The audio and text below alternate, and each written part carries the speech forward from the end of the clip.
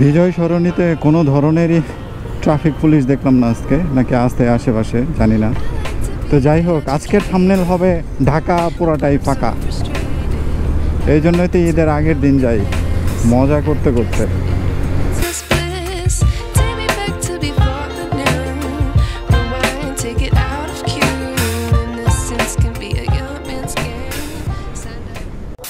ওকে, already আমিও full set up, আমার বাইকও full set up, even bag tag সব কিছু বান্ধা শেষ। আর আমার বাইকটা চরম একটা ওয়াশ দিয়েছিলাম, ইভেন বেশ কিছু কাজও করেছি। আমি শপিং করি আর না করি, এটাকে ঠিকই খাওয়ানো হয়। This is Sam, welcome back Sam the traveller and welcome to new blog. আমাদের ঢাকা টাঙ্গাইলের যে হাইওয়ে, এটার কী অবস্থা আজকে সেটাই দেখবো আমরা। ইভেন ঈদের যে ভাইব যেটা ছিল সেই ভাইবটাও ফিল করব। আর হচ্ছে অনেক জ্যামের কথা শুনছি, জানি না জ্যামের কী অবস্থা, এইটাও দেখবো আমরা। চলেন জ্যামের কী অবস্থা সেটাও দেখি, রাস্তায় গিয়ে কথা হচ্ছে। এখন শুধু আগানোর পালা। সাদিয়া আসে, হ্যাঁ, ঈদ মোবারক।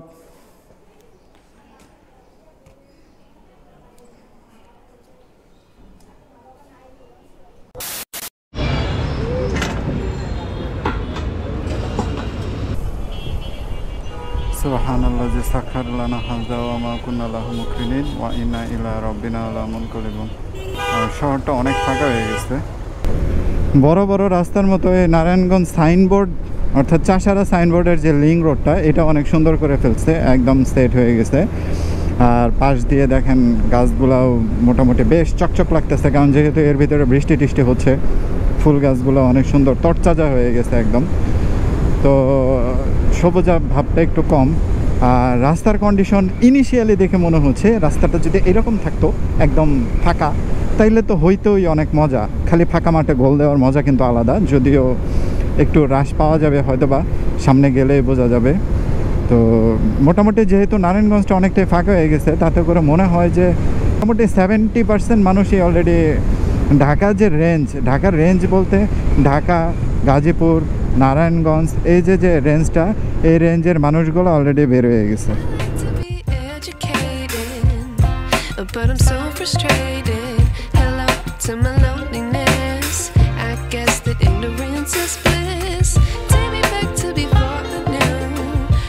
মানে যে গাড়িটা রাখছে, এতটা চাপায় রাখার দরকার ছিল?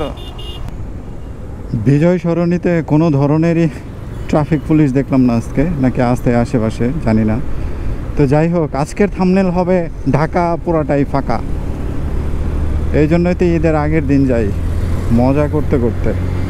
কারণটা হচ্ছে এই সময়টাতে রাস্তায় কোনো ধরনের চাপ থাকে না। ম্যাক্সিমাম মানুষগুলা প্রায় 1 থেকে 2 দিন আগে বের হয়ে যায়। তো আজকে লাস্টের দিনটাতে খুব কম মানুষই যায়। তো এটাই হচ্ছে ঢাকায় বাইক চালানোর মজা। আর ঢাকা থেকে বের হতে গেলে বন্ধুরা আপনাদেরকে অবশ্যই মাথায় রাখতে হবে, যদি থাকে বাইক, বের হয়ে যাবেন ঈদের আগের দিন।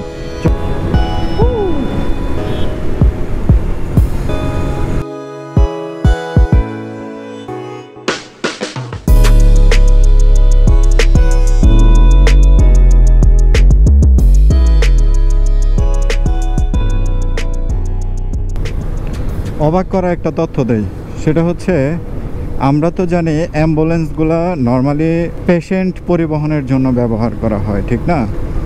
কিন্তু শুনে অবাক হবেন, যারা জানেন তারা তো জানেনই, আর যারা না জানেন তারা রীতিমতো অবাক হবেন যে আসলে অ্যাম্বুলেন্স এই ঈদের সময়ে সবসময়, মানে এই ঈদের সময়টাতে অনেক অ্যাম্বুলেন্সই আছে যারা পেশেন্ট পরিবহন করে না, এই সময়টাতে যাত্রী পরিবহন করে।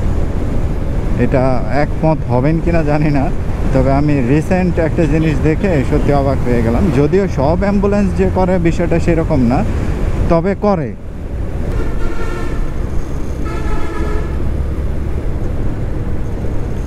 সম্ভবত শহর ছেড়ে অন্য কোথাও চলে যাওয়া হচ্ছে, কিংবা ঢাকা থেকে গাজীপুরে শিফট করা হচ্ছে। এখনো কতটা চাপ মানুষগুলো এখনো ট্রাক দেখতেছে, বাস দেখতেছে। বাসের সংখ্যা তো খুবই কম, এই যে ট্রাকের মধ্যে করে যাইতেছে। তবে আলহামদুলিল্লাহ একটা বাইক থাকাতে অনেক সুবিধা হয়েছে যাতায়াত করাতে। না হলে ঢাকা থেকে যাতায়াত করা অনেক কষ্ট। আমি যদিও বাইরে থেকে যাতায়াত করছি, মানে রংপুরের দিক থেকে যাতায়াত করছি অনেক, প্রায় 4-5 বছর আমি বাসে যাতায়াত করছি। ঢাকা থেকে বের হইতে গেলে সমস্যা, কিন্তু ঢাকার দিকে ঢুকতে অত বেশি সমস্যা হয় না। এই যে দেখছেন কত মানুষ দাঁড়ায় আছে।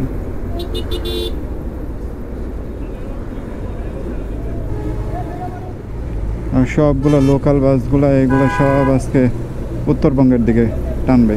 তবুও ঈদ করতে হবে প্রিয়জনের সাথেই। বছরে 2টা দিন আসে যে সময়টাতে পরিবারের সবার সাথে দেখা হয়। তো এই জন্যই আমরা এত কষ্ট করি, এত কষ্ট করে ঈদের মধ্যে। যদি আমি ঝুলে ঝুলে কখনোই ঢাকা থেকে আমাদের টাঙ্গাইলের দিকে আমার যাওয়া হয় নাই। ইভেন আমি তো ওইরকমভাবে ট্রেনেও যাতায়াত করি নাই। যতদিন যাতায়াত করছি ইউজুয়ালি আমি বাসেই যাতায়াত করছি বেশি।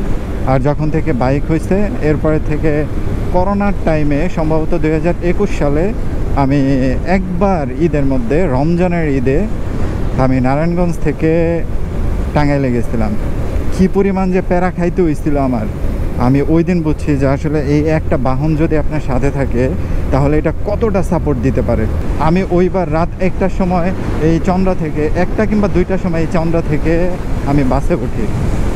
কী যে একটা অবস্থা, যে জায়গায় একটা মানে চন্দ্রা থেকে টাঙ্গাইলের বাসের ভাড়া হয়তো বা বড় জোর 200 টাকা হতে পারে, সেই জায়গাতে আমি 500 টাকা দিয়ে গেছি। অথচ 500 টাকার তেল উঠাইলে সেই সময়ে কয়বার যাতায়াত করা যেত? 600 টাকার তেল উঠাইলে আমি টাঙ্গাইল থেকে নারায়ণগঞ্জে যাইতে পারতাম, আবার আসতেও পারতাম। সিট নিয়ে মনে হয় ঝামেলা হয়েছে, সবাই তর্কাতর্কি করতেছে। যাই হোক, আমি ঠিক এখন মির্জাপুরের পাশেই আছি। একটা কলা নিচ্ছি, একটা পাউরুটি নিচ্ছি, আর বাইকটাকে একটু রেস্ট দিচ্ছি, যেহেতু 100 কিলোর উপরে হয়ে গেছে, অলরেডি রান করে ফেলছি। তো 100 কিলোর ভিতরে একটু রেস্ট দেওয়াটা উচিত। আর আমারও পশ্চাৎ দিকটা একটু ব্যথা ব্যথা লাগতেছিল, তো চিন্তা করলাম যে একটু রেস্ট নেই। তো এখন এই কলা পাউরুটি খেয়ে আবার রওনা দেবো। এখন আর বেশি সময় লাগবে না, চলেই তো আসছি প্রায়। এর ভিতরে শুরু হয়েছে গুড়ি গুড়ি বৃষ্টি, বৃষ্টি পড়তেছে, মেঘ আসছে। দেখেন অটোটা কই আছে, অটোটাকে কোথায় উঠানো হয়েছে। তো যাই হোক, দাঁড়াইছিলাম ওইখানে একটা রুটি আর কলা খাইতে। তো পাম্পের মধ্যে বাইজা গেছে একটা ঝামেলা, আর সেই ঝামেলাটা হইতেছে একটা লোকাল বাইকার আসছে, কিন্তু সেই বাইকার হেলমেট নিয়ে আসে নাই। তো উনি তেল চাইছে, তেল দিবে না। তো এটা নিয়ে মোটামুটি ভালোই ক্যাচাল।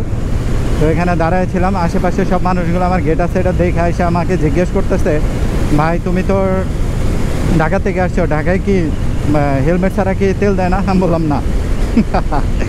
যাই হোক, কি আর করার, বাস্তবতা হোক আর অবাস্তবতা হোক, যতটুকুই হোক। তবে আমি যতদিনে বাইক নিয়ে বেরোই না কেন, আমি ম্যাক্সিমাম সময়ই চেষ্টা করি হেলমেট টেলমেট সাথেই রাখার জন্য। তো লেচু কত করে আপনার? শেষ হয়ে গেছে? কত করে সহ? না না না, খাইতে পারবো না এখন, খাইতেই তো পারবো না। কয়টা আছে? 80টা 100টা? 80টা 100টা? সত্যি এখনকার গুলা কিন্তু 80টা 100টা। কি চাচি? হ্যাঁ, welcome welcome to the city of Tangail. এটা আমার হোম টাউন, আমার ভালোবাসা। হ্যাঁ হ্যাঁ, একদম 2000 কিলো কাটায় কাটায়, 100 মিটারও নাই, বুঝলো? তো এই ছিল আমার ঈদ যাত্রা। ঈদের একদম আগের দিন আসার কারণে আমি একটা দিনও আসলে জ্যাম পাই না, আলহামদুলিল্লাহ। আমার সময় লাগছে 2 ঘন্টার একটু বেশি, তাও তো দাঁড়াইছিলাম একটু, 4:45 মেবি বাজে।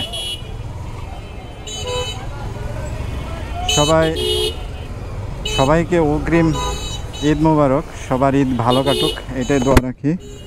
ভিডিও আর দীর্ঘায়িত করতেছি না, নেক্সট ভিডিও আসার আগ পর্যন্ত সবাই থাকবেন ভালো, সবাই থাকবেন সুস্থ। ও হ্যাঁ, আরও তো কিছু বলেই নাই, সেটা হচ্ছে যদি আপনারা আপনাদের স্যাম ভাইকে পছন্দ করে থাকেন, প্লিজ চ্যানেলটা একটু সাবস্ক্রাইব করে দিন। আর যদি আজকের ভিডিওটা ভালো লেগে থাকে লাইক দিয়ে দিন, খারাপ লাগলে কমেন্ট করেন। তো আজ এ পর্যন্তই, সবাই থাকবেন ভালো, সবাই থাকবেন সুস্থ। টিল দেন টেক কেয়ার, টাটা, গুড বাই, আল্লাহ হাফেজ। ও কাকা আগাও না কেন, আলবিদা।